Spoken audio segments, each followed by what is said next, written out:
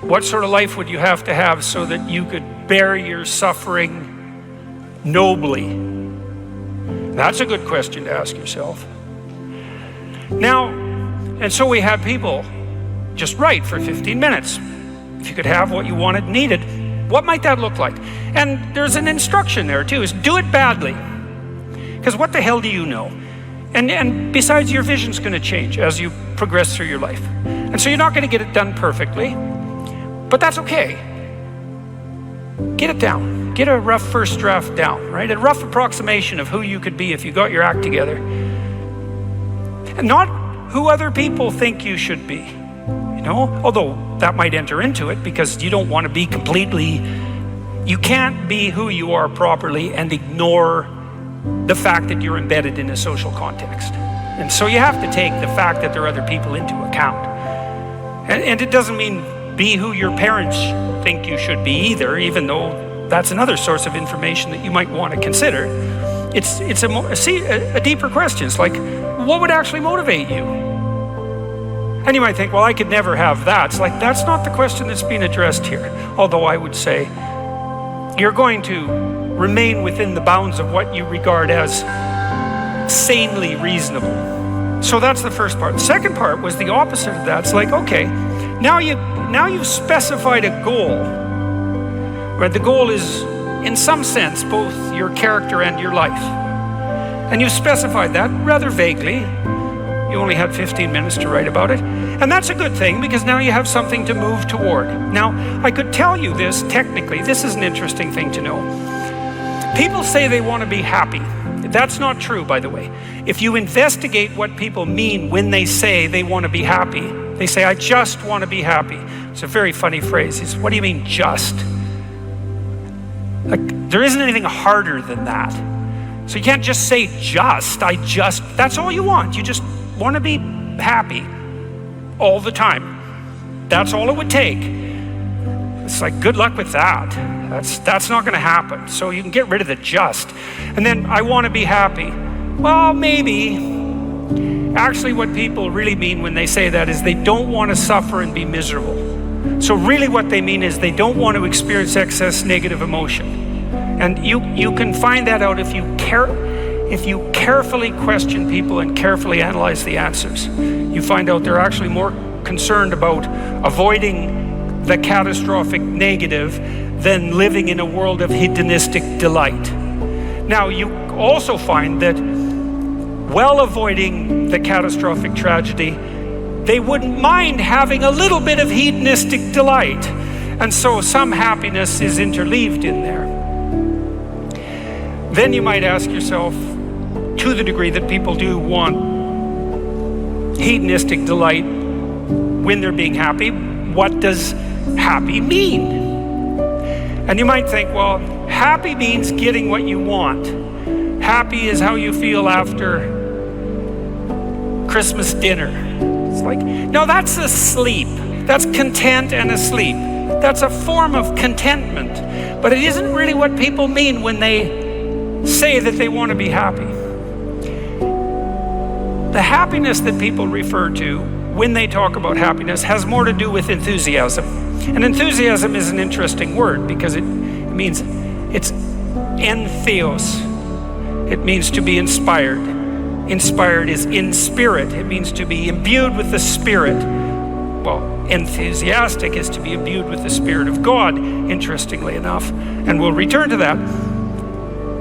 When do you experience the positive emotion that's associated with happiness? The answer is not when you've attained a goal, but when you're pursuing one. So you're set up. Your positive emotion is associated with movement forward. You could say that your positive emotion is the psychological equivalent of forward movement, just as your negative emotion is the psychological equivalent of freezing or retreating. And so your emotions are very tightly tied to your action. Freeze, retreat, negative. Advance towards a goal, positive. No goal, no positive emotion. Now, if you don't remember anything else from tonight, that's a good thing to remember. No goal, no positive emotion. No goal, confusion. So no goal not only means no positive emotion, it also means confusion, and confusion means anxiety and dread. And so a life without a goal is confusing and hopeless. And that begs the question, what should the goal be? And that's partly what we're trying to establish. You wrote for 15 minutes, you try to develop a vision for your life. Now you have something to move toward. That sets up the precondition for potential positive emotion and happiness. What else do you need to motivate you? Well, how about negative emotion? So what do you do with that? Well, negative emotion can stop you. You might think, well, I'd like to get a better job, but I'm afraid of putting myself out in the job market. I'm afraid of being evaluated. I'm afraid that if I tried something more difficult, I might fail. Then you have your negative emotion opposing you, right? It's anxiety is stopping you. And fair enough, because there are things to be anxious about. But what if you could get your negative emotion behind you, pushing you instead of stopping you? Sometimes in my clinical practice, I would have clients who hated their job. They're laboring under the thumb of a tyrant. And maybe that was partly because they'd turned themselves into slaves. But it didn't matter. They were laboring under the thumb of a tyrant. They needed to make a move, laterally or up. They needed to make a move. And they were often afraid to. And they had their reasons. They didn't want to contemplate their resumes. They didn't want to open up their CVs. They didn't want to face the inadequacies of their past. They were afraid of being evaluated. They were afraid of being rejected. They didn't know how to negotiate. They didn't know how to conduct themselves in an interview.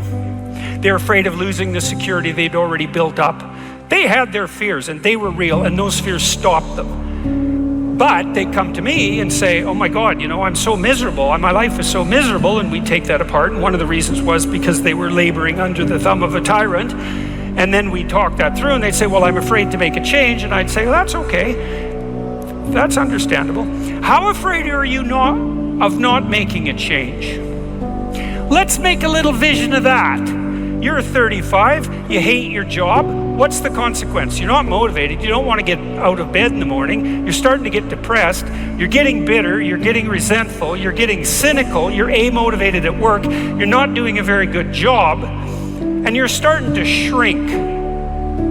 Now play that out for 10 years. You don't change it. You don't fix it. And what happens? Well, it's not like it's going to get better of its own accord.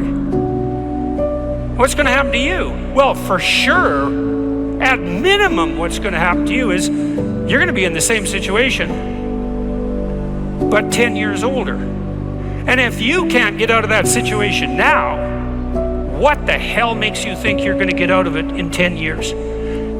You're 10 years older, you're 10 years more bitter, you're 10 years more cynical. Maybe by that time your marriage has collapsed because who the hell wants to live with you? You're even more of a slave than you were because you've labored another 10 years under the thumb of the tyrant and stepped backwards every time you were asked to, so you got smaller and smaller as the tyrant got bigger and bigger. It's like, think about that, and that means imagine it. Imagine that, okay? Now that's the situation. You're stuck where you are, but it's 10 years from now. And when I say think of that, I mean imagine that. It's like really play it out. It's like, you know how miserable you are now? You're afraid of making the necessary changes, but you know how miserable you are now. Just imagine how miserable you could be in 10 years. And in all likelihood, what you'll find is that you're way more afraid of that than you are of whatever's stopping you in the present. It's really useful to know what your own particular brand of hell might be. And so one of the things we do in this writing exercise is have people do the reverse. It's like, okay, so imagine now, 5 years from now, you've let whatever temptations you're particularly susceptible to have the upper hand. And they've augured you into the ground. One person's an alcoholic, another person's a criminal, another person's living on the street, someone else is like skirting the edges of prostitution, somebody else is narcissistic and bitter, somebody else is depressed and anxious. You know where you would fall off the edge of the earth if you fell off in whatever direction you're prone to fall off. Everyone knows that, but we avoid that. That's rule 3. do not hide things in the fog. Is that the rule? Do not hide unwanted things in the fog. Yeah, well, we often won't allow ourselves to imagine the catastrophe that we're pursuing, let's say through inaction. That's a good thing to fix. So now you say, well, you think for 15 minutes, that's not very long, about who you could be and what you could have if you could have what you wanted, if you were who you could be. And then you think about what sort of hell you could produce for yourself if you didn't do that. And that's not a bad polarity. It's like, I'm going to get away from that and I'm going to move towards that. And then you have your negative emotion working for you and your positive emotion working for you. And that's a good gradient, and that's a great gradient emotionally, because as I said, you don't experience positive emotion except in relationship to a goal. And if you got a nice gradient on your goal pursuit, then that's going to increase the degree to which you feel positive emotion. And positive emotion, by the way, isn't just about being happy.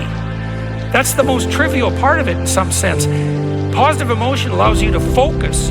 It's the soul of concentration. It's the essence of enthusiastic motivation. When you say, I really want to do that, that statement is predicated on the existence of positive emotion. It's the fact that the goal beckons to you that makes you say, I want to do that. And you know how much easier it is to do something you want to do than to do something you don't want to do. And that ease is actually a consequence of the activation of the system that governs positive emotion.